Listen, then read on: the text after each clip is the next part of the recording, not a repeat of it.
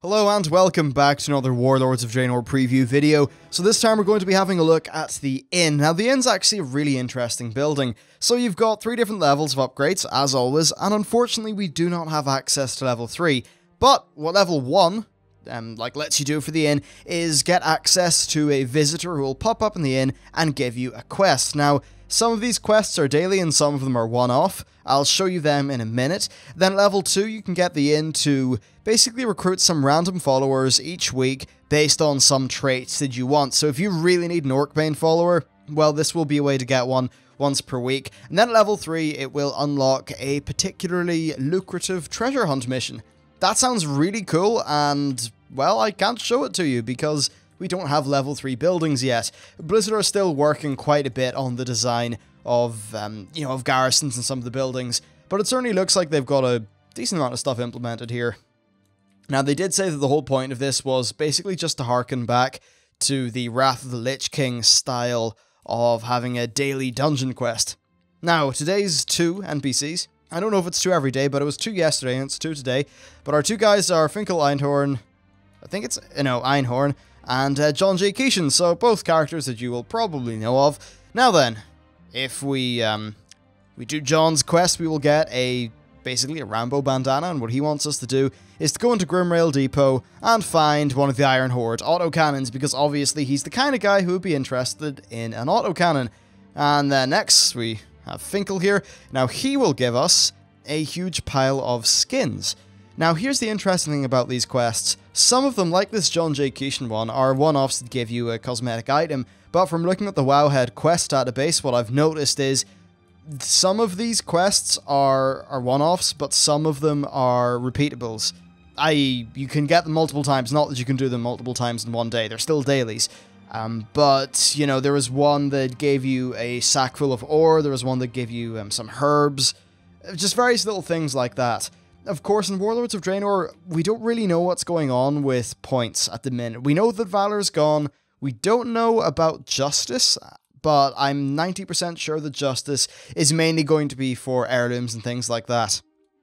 So, we'll have to see exactly what the sort of character power gain is from these, if there is going to be any. Perhaps it could just be, random little quest rewards and things. But anyway, I'm going to go and, I'm going to do Finkel's one.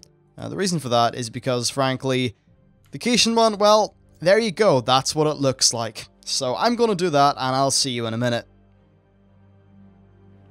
Actually, as it turns out, the rewards are all, well, these quests are basically all for heroic dungeons. Now, that's fine, but heroic dungeons currently can't be LFG'd. I couldn't find anyone on the little group finder tool on the beta, and it's raid testing right now, so it's not going to be easy to find anyone to actually do any dungeons with me, so I'm just going to basically show you all of the rewards here. Of course, mad props to the people over at Wowhead for developing the model viewer and, chronicalizing or whatever all of this information. So, here's Lillian's warning sign. I assume this will come from Lillian Voss, and basically what you can do in this is write a bit of a note on it, and that will be the mouse over when players click on it, a little bit like the things on the Timeless Isle. Next, we have the Manual of Void Calling. This is going to summon one of these Voidwalker guys to fight for you for 10 minutes. I think that's really cool, and it's on a 1-hour cooldown. So yeah, once again, really, really nice, interesting, and fun item. Next, we have the Void Totem. This just says that it creates a Void Totem that breaks down the barrier between this world and the next, but, well, Crithario, the pug, is the model. So there you go. Isn't that lovely? Let's move on. Next, we've got the Sentinel's Companion, which is, if we can see it there, just one of those kind of like spectral owl things. So, yep, that's a thing. The next thing is the Everbloom Peacock. This is actually a really cool little pet.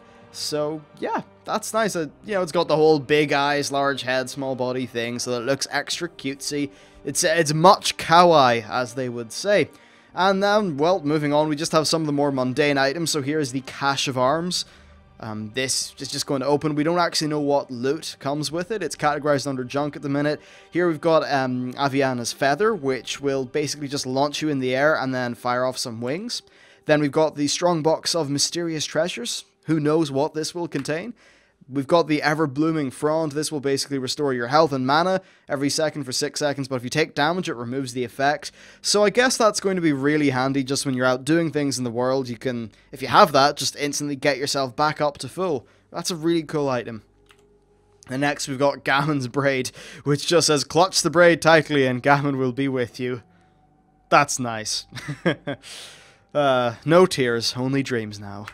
Next we've got the Bloody Bandana, I've already showed you that.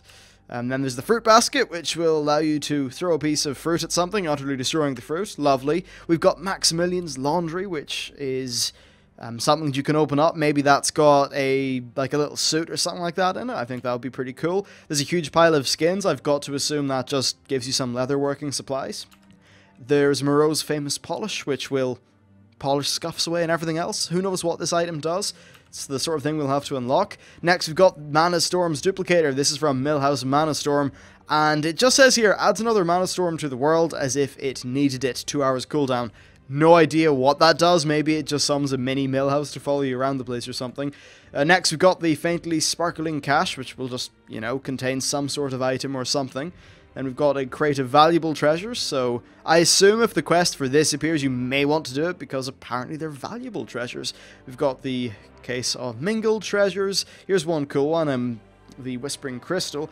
Increases all stats by 200 for 1 hour. Counts as both a Battle and Guardian Elixir. That sounds a bit crazy. Actually, I don't know what that's going to be like in a raid. I don't know if it's going to be perhaps stronger than the current things. Certainly 200 seems like a lot of stats for Warlords, so I'm not particularly sure what's going on with that item.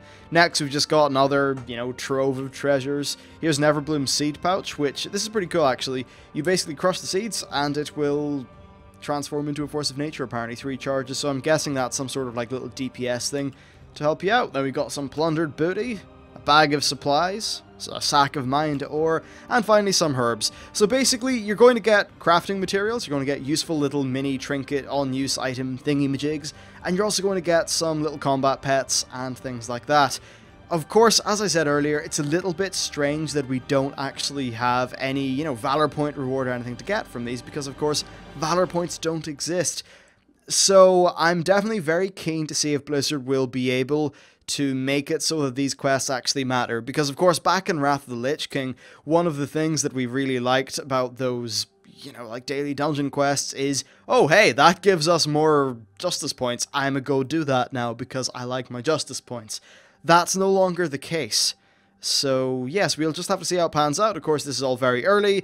Beta is beta. They're still iterating quite a bit in some of the buildings, so it's all subject to change. But that is what is currently there, and I thought I'd let you have a look at it.